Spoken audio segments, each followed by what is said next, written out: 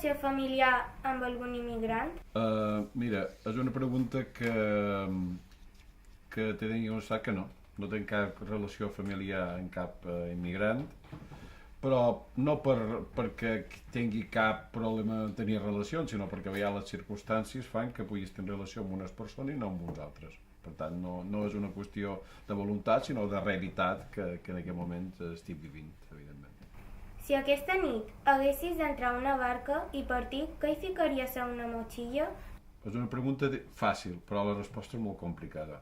I és complicada perquè no m'ho puc imaginar deixar aquesta terra nostra, aquesta terra de Mallorca que vivim i que tant mos agrada, i vam d'anar a un altre país, una altra terra, perquè dins la meva terra no puc viure. No? Per tant, ja imaginar això ja és un drama. No?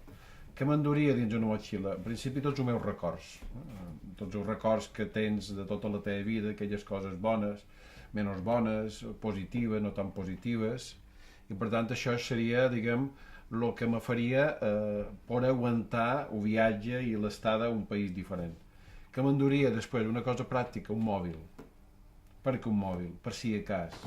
Perquè a vegades ja sabeu la quantitat que a la Mediterrània s'està convertint en un cementeri de persones que queden anegades, inclús infants que han quedat anegats per aquestes travessies inhumanes i per aquesta situació que és difícil de comprendre. No? Per tant, jo m'enduria un mòbil per si i segurament qualque bocata i un pot d'aigua per poder, en fi, perquè la travessia, diguem, fos una mica, si necessit beure, doncs podíem beure jo i la gent que pugui estar dins aquesta barca, no? Però, per tant, m'enduria sobretot els records, tot i que els records són dins el cor, i aquests són el millor record que poden tenir.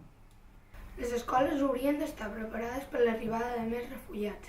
Existeixen preparatius o estratègies d'aquest tipus en aquests moments? Mira, nosaltres aquí a les Illes Balears tenim les escoles, tenim una situació que cada vegada venen més famílies d'altres països, inclús de tota la península, d'Espanya, perquè aquí, en aquests moments, perquè hi ha més feina que altres puestos. Per tant, les escoles de les Illes Balears estan preparades per assumir la quantitat de nous vinguts que venen. Nous vinguts, diguem, d'Espanya i d'altres països. I també estan preparades per al tema dels refugiats. Ja el govern va preparar unes instal·lacions perquè poguessin viure, estem en contacte amb la Conselleria de Serveis Socials perquè quan hi hagi nens se puguin integrar i se li ha de donar un suport psicològic, un suport educatiu, un suport lingüístic, etc. Això ja estan preparats per això.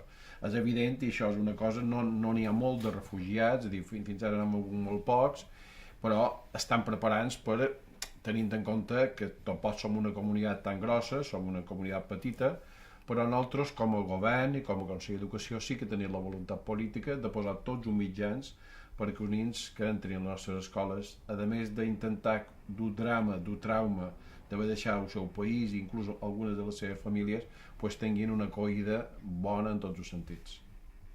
Creus que des de la teva responsabilitat estàs fent el màxim amb el tema dels refugiats? Jo crec que Espanya sempre ha estat una terra d'acolliment de molta de gent. Jo crec que podríem fer més coses per acollir més refugiats. Per exemple, Alemanya és un país que ha acollit a molt de refugiats i jo crec que és bo perquè jo crec que inclús han d'admetre refugiats, jo diria inclús per egoisme, perquè a vegades el que està passant en aquests nens de Síria i d'altres d'Iraq i d'altres països, qualque dia no ens pot passar a nosaltres. No? I per tant jo crec que seria bo, inclús per egoisme, pensar que nosaltres també podríem estar en aquesta institució i que ens agradaria que ens acollissin. Per tant, nosaltres sempre que tinguem el viatge farem lo impossible perquè aquest acolliment sigui el millor possible, que els al·lots estiguin ben acollits, que estiguin ben cuidats, que tinguin els recursos necessaris i que se sentin, en definitiva, com a casa. Tot i que és molt difícil sentir-se com a casa, perquè en definitiva venen d'un país no perquè volen, sinó perquè en definitiva les circumstàncies les obliguen. Te demanava un exercici simpàtic. Imagina't com un jove refugiat a un país estrany, amb un idioma i una cultura diferent, que t'agradaria trobar els primers dies? És una pregunta molt bona, perquè tots haurien de tenir la capacitat de posar-nos a la pell de l'altra persona, no? En el cor, en el cap d'altres persones. A mi el que m'agradaria és que m'acollissin bé, que no m'emarginassin, que m'ajudassin a integrar-me, que realment no m'assenyalassin el lotit, que realment me tractassin com un ciutadà normal. Això és el que realment és important, perquè en definitiva, independentment del país on som, d'on hem nascut, tots som humans. No?